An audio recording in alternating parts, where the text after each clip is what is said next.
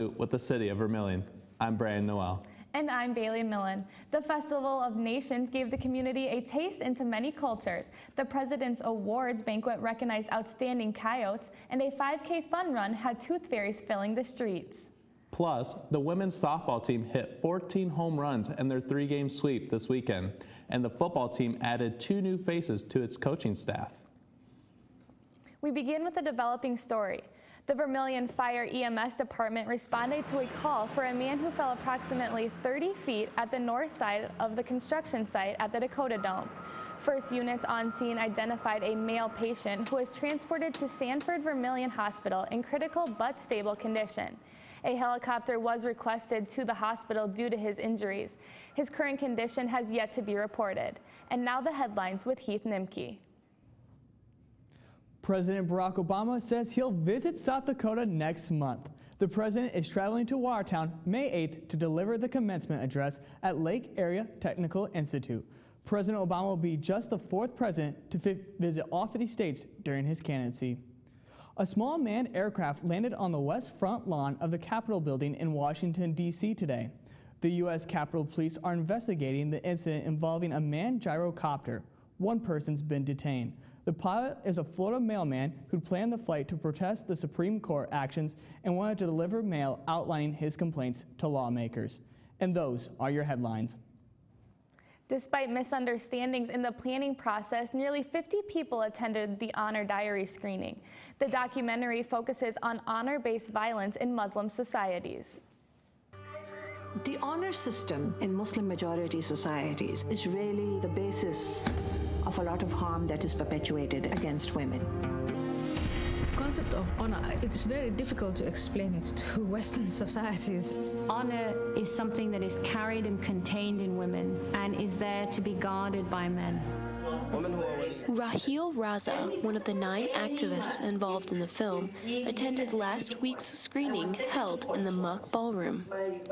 This documentary is a call to action to expose, educate, and eradicate. And we're at the first level, which is to create awareness and expose the problem. Once we expose the problem, we need to educate the masses that it exists and what can we do, and then we have to eradicate it. Viewers were provided with further explanation from Raza on the controversial topic in a post-screening discussion sponsored by the Cross Media Council. From Bahrain to Egypt, women have raised their voices and their fists in demanding universal rights. The documentary has garnered international attention. It has been screened at over 155 college campuses, 80 of which were in the United States. For Coyote News, I'm Christina Dre. IdeaFest is an annual event that celebrates student research, scholarship, and academic engagement, and is going on in the Muck right now. The 2-day event includes undergraduates and graduate presentations, performances, and displays. Anthony Gosh is live in the Muck with Chris Stockdale to give us an update on how IdeaFest is going and what's to come. Anthony? Thanks, Brandon. IdeaFest is run by the Center for Academic and Global Engagement, and here with me is their Assistant Director, Chris Stockdale. Thank you so much for being with us. You're welcome. Essentially, what is IdeaFest? Well, IdeaFest is our annual undergraduate and graduate symposium. It's a chance for students to show off the work they've done either in classes or on their own related to some academic content. A lot of it's undergraduate research, and other projects are creative scholarship. Why is IdeaFest so important to the students? I think it's a great way to show off really the diversity of what's going on, in and around campus. It's a great way for students to speak out about topics that they're really passionate about and really set themselves apart from the crowd by extending their learning beyond the traditional classroom environment. How and why should students get involved with IdeaFest? I think it's one of the real signature programs here at the University of South Dakota, so I think that's a great reason to jump on board and get involved. We have almost 500 students participating this year, so it's a great chance to get in there, put yourself out there, maybe step outside your comfort zone a little bit, but set yourself up for some real skills. I think employers are looking for this kind of thing lately. Thank you so much. IdeaFest will be April 15th and 16th in the Muck Ballroom. Live from the Muck, I'm Anthony Gosh. Thanks, Anthony. a deal between a Minnesota software company and a local business that aimed to bring hundreds of jobs to Vermillion has failed and results in an empty office building plus a lawsuit. Eagle Creek Software Services was supposed to move into this brand new $4 million building last October. However, nearly half a year later, the building stands empty. Plans unveiled in 2013 estimated Eagle Creek would bring 200 new jobs to Vermillion initially and about 1,000 over several years. Nate Welch, director of the Vermillion Area Chamber and Development Company, which made the deal with Eagle Creek, says the tech company still has about 40 employees in Vermillion. We did have absolute intentions, and we had a signed lease for them to be able to move into the building. Unfortunately, for reasons that we aren't able to comment on and we don't really understand, they have chosen not to move into there, and they've moved into a different office building in Vermillion that they're operating out of. A lawsuit between VCDC and Eagle Creek is ongoing, and the building remains empty. Meanwhile, USD's computer science department, which planned to offer internship credit through Eagle Creek, is looking elsewhere for on-the-ground student experience. So we are actively looking for employers to replace Eagle Creek. Tran says the department is still open to working with Eagle Creek or with any other companies that could enhance students' educations. For Coyote News, I'm Katia Dushenko. The lawsuit between Eagle Creek and the VCDC claims among the tech company owes the local business more than $150,000 in overdue rent and is currently pending. Coming up next, with taxes season underway, we find out how students and staff are preparing. And one sorority used local fashion to raise CASA awareness. Stay with us.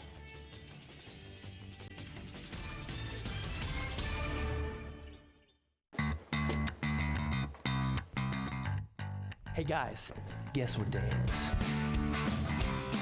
Anybody want to guess what day it is? Guess.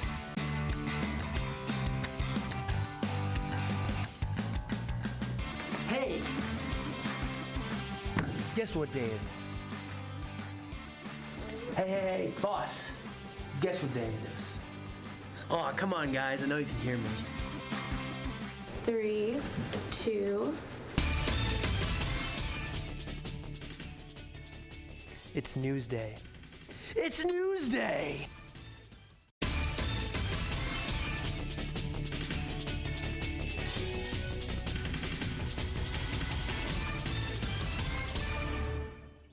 Did you file your taxes this year?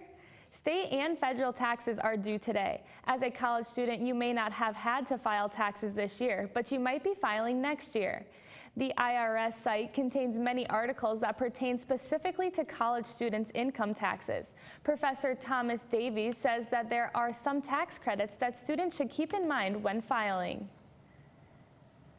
If you happen to be paying interest on student loans, you can deduct that up to a certain amount, and that is a deduction for AGI, not an itemized deduction, so there's a better chance that you'll be able to claim that even though you don't have that $6,200 worth of expense. The business and law schools provide a voluntary income tax assistance program each year that students can take advantage of when filing their taxes. The International Club hosted the annual Festival of Nations that took place over the weekend.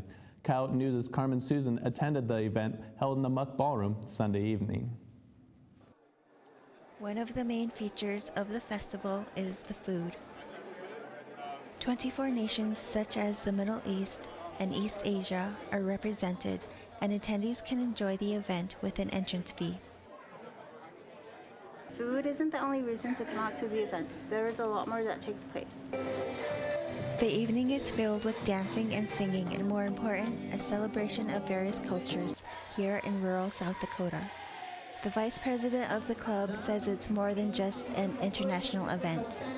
So it's not only for the international students, but also for the people who want to get a taste of the international culture, what we are, how we are, and people who want to know more about international studies and all the abroad options. During the festival, a recognition ceremony was held for graduating students for their academic achievement and contribution at USD. All of the proceeds from the event go to the Renard Scholarship Fund for international students. For Coyote News, I'm Carmen Susan. Kappa Alpha Theta hosted their 4th annual Catwalk fundraiser this past weekend. The annual event raises funds for the Yankton Area Court-Appointed Special Advocate Program, better known as CASA. Last year, Kappa Alpha Theta was able to raise more than $6,000. So what CASA does is, with the money that we raise, they train volunteers to represent children in the courtroom setting. So kids that are going, their families are going through the courtroom if they're in foster care, is helping them to get into safe permanent homes a lot faster. This year's fashion show included clothes from Lot 2029, who was also selling clothes at the event. There was also a male model show, followed by a raffle and a silent auction with proceeds going to CASA. Coming up next, see how USD's professors are protecting the Missouri River. Plus, a robotics showdown had campus buzzing with high schoolers. Stay tuned.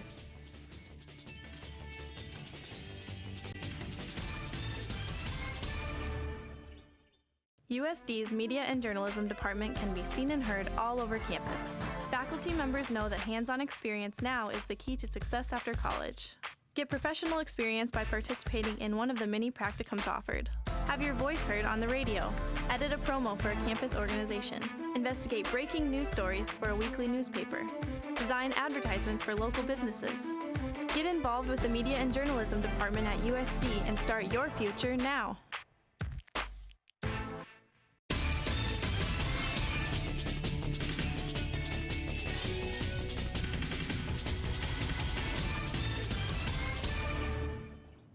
High schoolers put their skills to the test in a battle of the bots here at USD.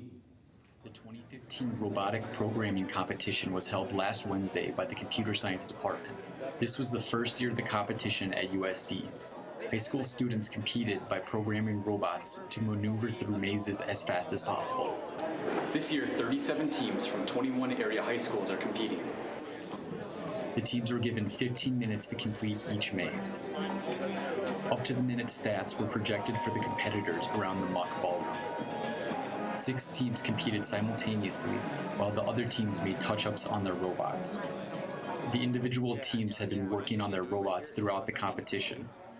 Just tried to build a robot that would finish the maze as fast as possible, and clearly we did a pretty decent job, I thought. The top 3 teams received awards and various computer accessories as prizes. The top 10 teams also received a scholarship from the USD Computer Science Department. The Computer Science Department was happy to show off their program for potential students. Competitors had great things to say about the event. It's very fun, and I think that anybody interested in programming should try it. For Coyote News, I'm Andrew Helland. On Saturday, USD's Pre-Dental Society hosted its Plaque Attack 5K run that took runners around Vermilion. The theme of the race was The Tooth Fairy Strikes Back, and participants were given wings and tutus to wear while running. The race started and ended at Prentice Park, and all the runners finished in under an hour. Over 60 people participated in the race and raised over $1,500 for the Pre-Dental Society. While students may see the Missouri River as a place to have fun, USD professors and others are working to make sure it remains a safe place for the community and wildlife. Researchers from USD and other universities, as well as professionals from local, state, and federal organizations gathered last week to share their discoveries to the river and its management. The annual Missouri River Institute Symposium drew a crowd from across the region. Discussions ranged from artificial sandbar construction, fostering sustainable rivers, to helping wildlife thrive, and recent flood impacts. Event organizers say it helps researchers expand their knowledge of the river and its impact on the community and wildlife systems. Swimsuit season is upon us, so Andy Hartman gives us her views on working out. So I've recently decided to try working out, like regularly, and it's going okay-ish. I'll be honest, going to the gym is hard. The hardest part might not even be the actual exercising, it's motivating yourself to actually stand up and go there. Normally I wouldn't want to spend my time at the gym, but if I'm paying all this money on student fees and my student fees pay for my gym membership, then gosh darn it, I'm gonna use it. And honestly, exercising isn't that bad. Like those stationary bikes, you're exercising, but you're not actually moving anywhere. And not moving anywhere is one of my favorite activities. The bad part about being on a stationary bike is the fact that you don't have to watch where you're going, which means you have a chance to look around and scope out the people around you and wonder how on earth everyone but you looks good while working out. I'm surrounded by people who look like they're in a Nike commercial, and I'm sitting there in an old t-shirt and I probably look like death warmed over. I've come to the conclusion that the other people aren't really pushing themselves. If you look good while working out, you're not actually working out. I think we should all just agree to go to the gym while we all look awful, because then everyone will be in the same league. For Coyote Blog, I'm Andy Hartman. Thanks, Andy. Coming up after the break, the softball team hit their way to victories over Fort Wayne this weekend. Plus, the football team has a few new faces, and we have the latest. Stay with us.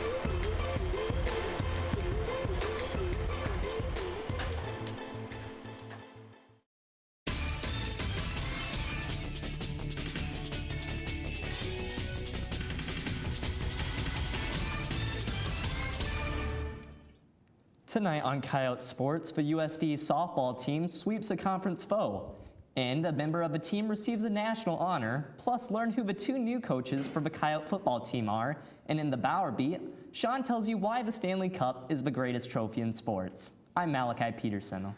And I'm Sean Bauer. Two USD track and field members break school records from last century, and Coyote News' Levi Goots is live in the muck with a member of the men's golf team to talk about the upcoming Summit League Championships.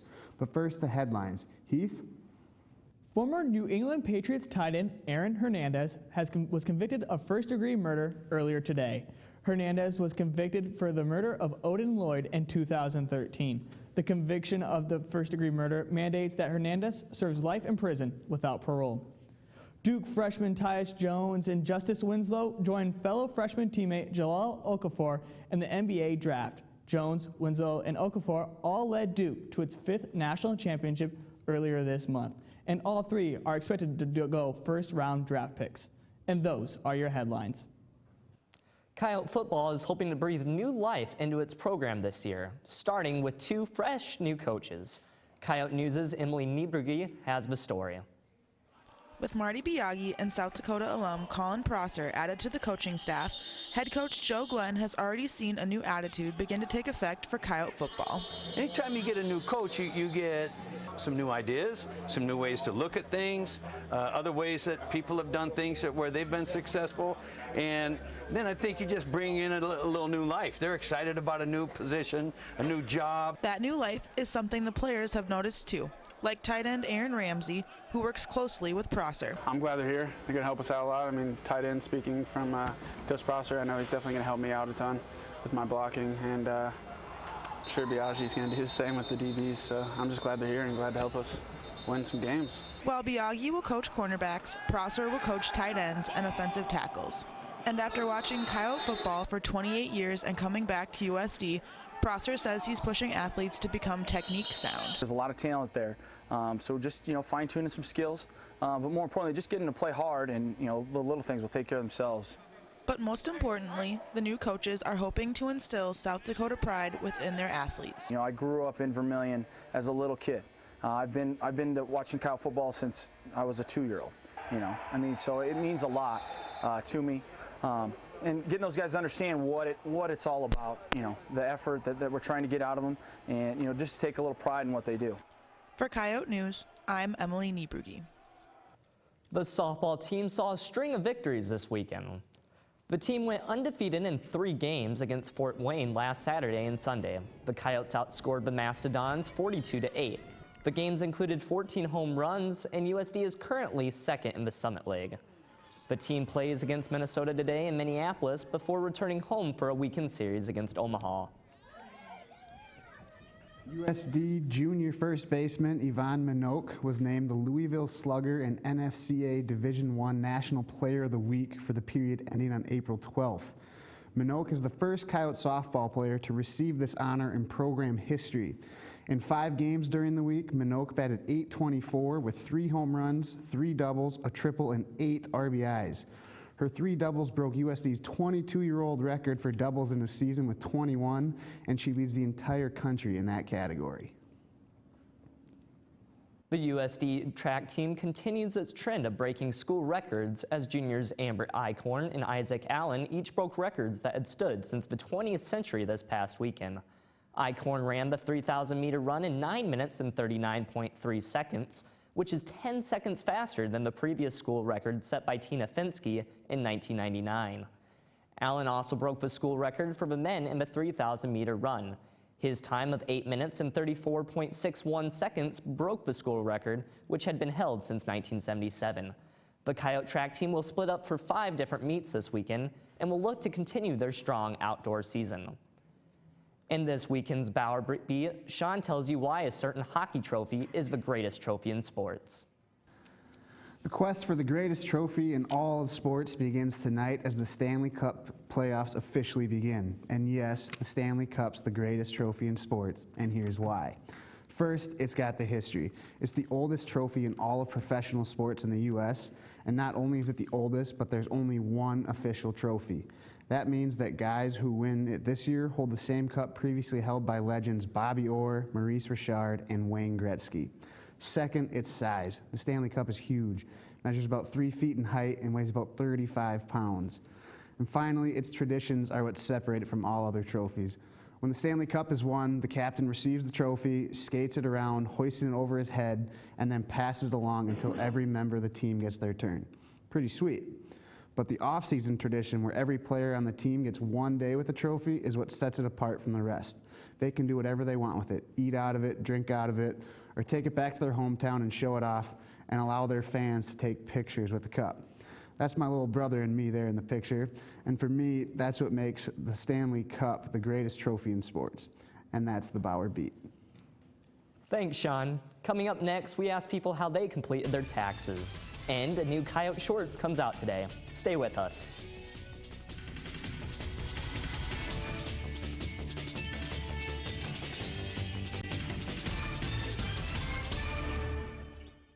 Fostering is when you take in an animal into your home and you take care of them until we can find them a permanent forever home. If you can find it in your heart to do it, it's rewarding. We do all the vetting, the neutering, the spaying, the medications. The Humane Society has lots and lots of great dogs and cats that can pull at your heartstrings and make you realize you got a little more to give.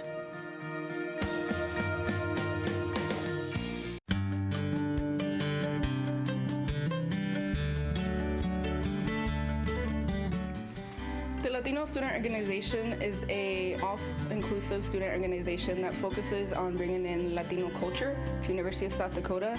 We do fiestas, we do piñata parties.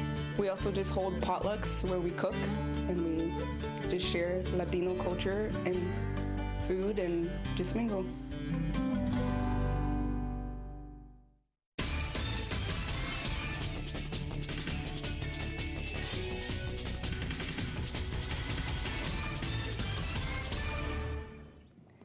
April is pretty stressful for most people, and it's all because of a little thing called taxes.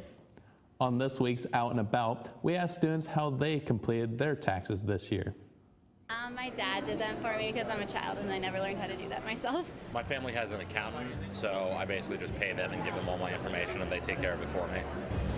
I had my mom do my taxes. Parents filed it for me. I haven't completed my taxes yet this year, so I have a few more days. My wife and I are going to sit down after the weekend and figure them out. My parents did my taxes. I sent them all the forms that they needed, but they're the ones that sent them in. So I probably should figure out how to do that at some point. TurboTax Premium Pro. It was kind of a hassle, but I'm kind of a nerd like that. So my professors helped me. I use TurboTax with my dad at home. My parents did them for me. I went to Tax Premier and I They filed them for me.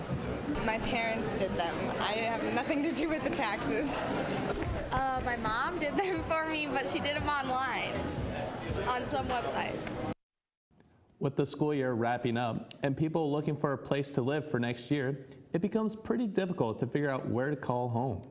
On this week's Coyote Shorts, we take a look at some of the Coyote cribs around campus, and we managed to get a personal tour from 324 Elm Street.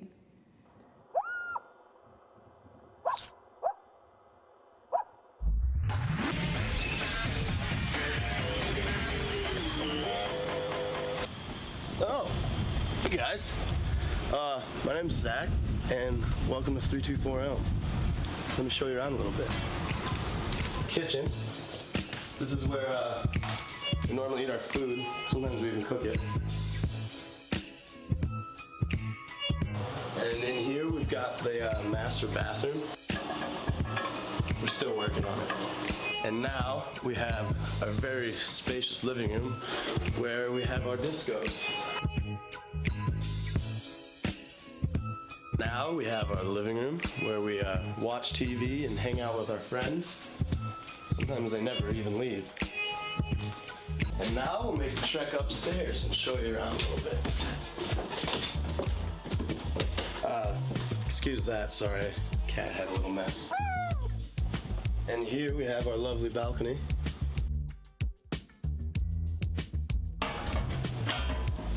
Beer brats, anyone? Well, this is where the magic happens in my room. Got Motown over here, and then the Backstreet Rhythm of Youth. It's a great one. Got my Dirt Devil vacuum in here just because I like to keep it clean. Well, I hate to do this to you, but you guys gotta leave. I gotta study for finals.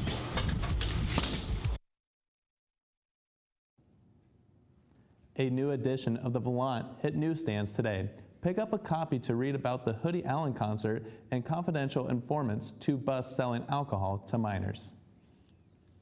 A 52-year-old French climber has scaled one of Dubai's tallest skyscrapers, relying on just sticky chalk and fingers on his tip to help him up the 75-story high Cayenne Tower in the Emirates glitzy marina area. Elaine Robert completed climbing the 1,007-foot high structure in just 70 minutes on Sunday. He had no harness and little space for his feet on the ledges of the tower, which actually twist as it ascends. Robert, who is often described as the French Spider-Man, is no stranger to scaling tall buildings. In 2011, he climbed the world's tallest tower in Dubai, using a rope and harness to comply with organizer requirements. It took him just over 6 hours to scale the over 2,700-foot wall in Burj Khalifa Tower. That's all for Coyote News. Don't forget to like us on Facebook and follow us on Twitter and Instagram. And if you have a story idea you'd like to share, email it to us at kyotnews@usd.edu. Have a great night. We leave you with highlights from the women's softball victories. We'll see you next time.